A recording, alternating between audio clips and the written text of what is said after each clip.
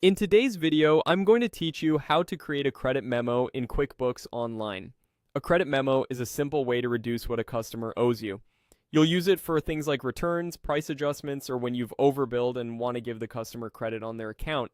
Let's walk through the process from start to finish so you know exactly what to click and what to look for. First, sign in and head to your QuickBooks Online homepage. From here, move your mouse to the Create menu at the top left of the screen. Depending on your version, it might also appear as a plus sign with New. Hovering over this opens a list of transactions you can create. From that list, choose Credit Memo. This opens the Credit Memo form, which looks similar to an invoice but works in reverse by reducing the customer's balance. At the top of the form, click into the customer field, start typing the customer's name or scroll to find them, then select the correct profile. Take a second to confirm the customer information that fills in automatically, like the billing address and email, so the credit goes to the right place. Next, move down to the Product Service column. Click in that field and choose the product or service you're crediting. If the credit is for a returned item, pick the exact item that came back.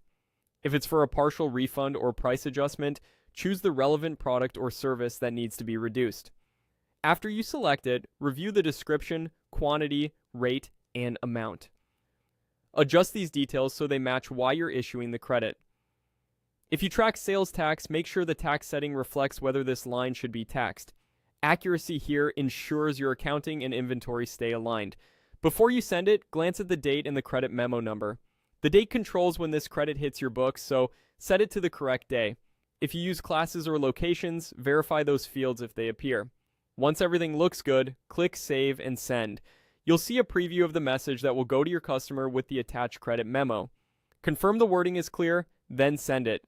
If you prefer not to email the customer, you can simply save it without sending and share it another way later. That's it.